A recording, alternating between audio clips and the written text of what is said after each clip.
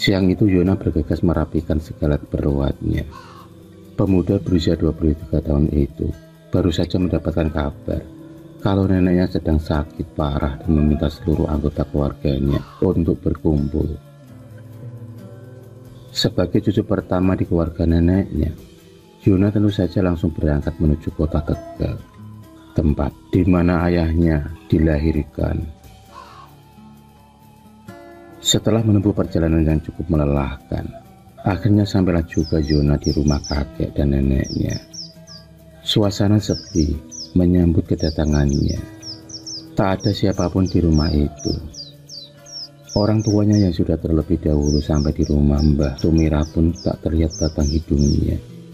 Hanya ada satu mangkuk bubur dan segelas teh panas yang tergeletak di meja kamar Mbah Tumira.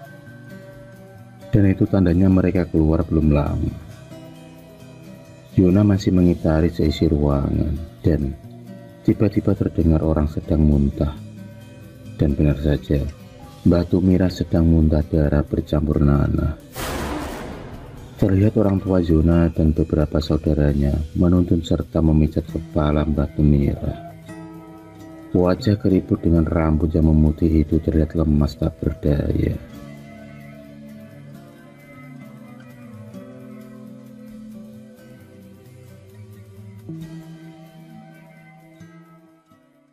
Sementara itu Mbah Mijan terlihat mondar-mandir sambil mulutnya kemat-kamit seperti orang kebingungan. Setelah Mbah Tumira bisa beristirahat, barulah Yona mendekat dan mengelus rambut nenek yang dulu memanjakannya itu di waktu kecilnya.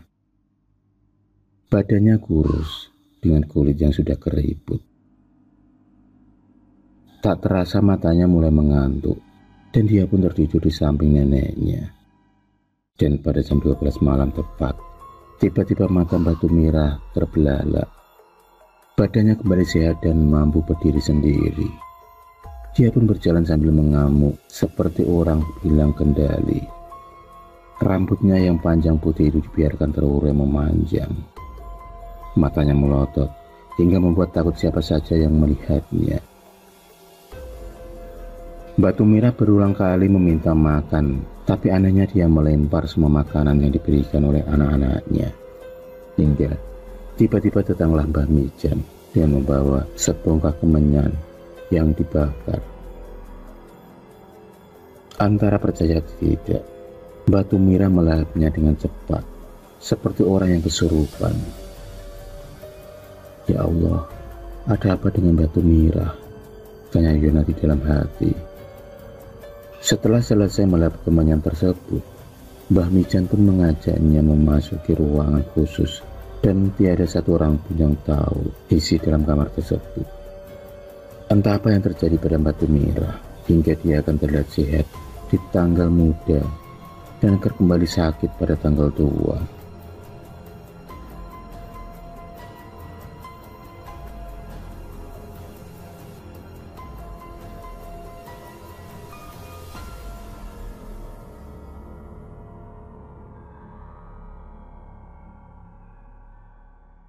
Pada usianya yang menginjak 93 tahun itu, tentu itu hal yang wajar dan hampir dialami setiap orang yang sudah mulai senja. Tapi hal yang tak wajar apabila seseorang mampu melahap kemenyan panas dengan cepatnya. 1 minggu sudah Yona berada di rumah neneknya. Dia pun menemukan banyak keanehan karena setiap dia tidur, Yona sering bermimpi bertemu dengan kuntilanak dan berbagai makhluk mengerikan lainnya. Di dalam mimpinya dia diajak menuju alam yang tak pernah dia temui sebelumnya. Di sana terlihat Mbah Tumira yang sedang dipasung dan kesakitan.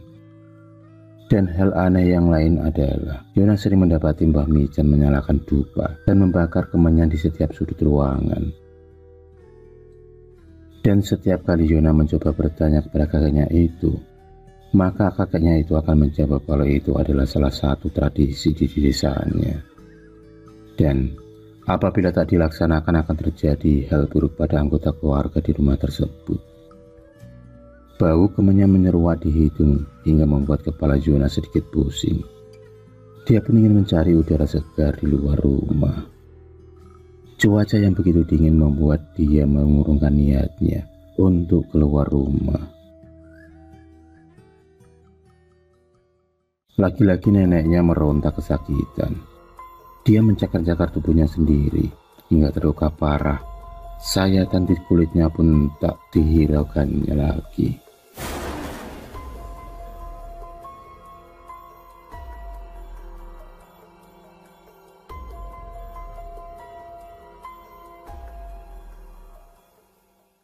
Sambil melotot tajam, dia meminta darah ayam cemani segar untuk disiapkan, dan tentu saja itu bukanlah hal yang gampang, mengingat sulitnya mencari ayam cemani. Selain darah segar, Batu Mira juga meminta untuk disediakan bunga melati yang mempunyai kelopak ganjil. Semuanya kalang kabut mendengar permintaan dari Batu Mira, sedangkan Pemijan sendiri terlihat duduk santai sambil menikmati sebatang rokoknya. Dia seolah tak ambil pusing dengan keanehan yang dialami oleh istrinya. Setelah kejadian malam itu, ayah serta anak-anak Mbah Mijan sepakat untuk meruqyah Batu Mira dengan harapan mampu menyembuhkan Batu Mira dari keanehan tersebut. Karena mereka yakin kalau apa yang dialami oleh ibunya itu bukanlah hal yang wajar. Belum sempat niat tersebut terlaksana, Mbah Mijan bersikeras dan menentangnya. Bahkan, Mbah Mijan tak segan-segan mengancam akan mengusir anak-anaknya kalau hal itu tetap dilaksanakan. Hari-hari pun berlalu. Keadaan Batu Mira semakin parah. Tak ada asupan makanan yang masuk selain kemenyan yang diminta 2 hari sekali.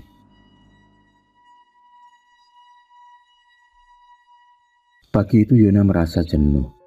Dia pun mulai melakukan aktivitasnya di desa. Dia mencoba menanam sesuatu di belakang rumah.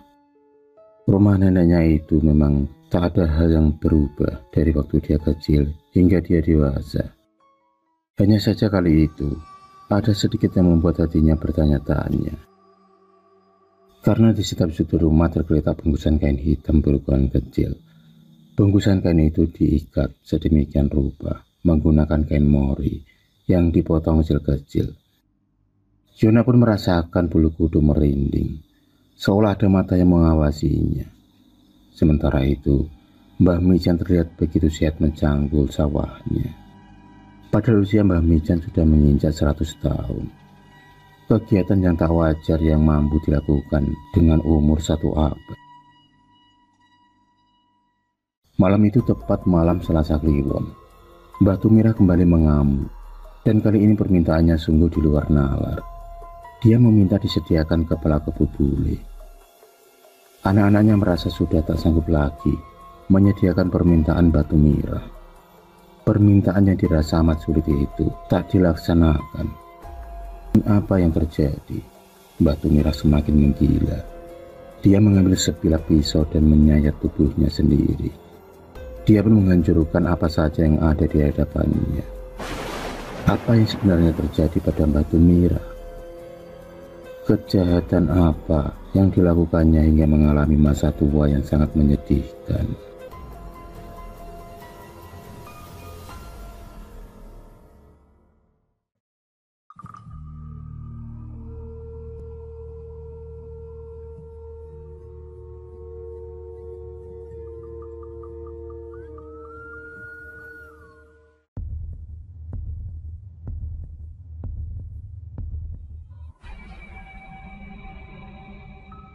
Terima kasih sudah menonton video cerita bergambar ini.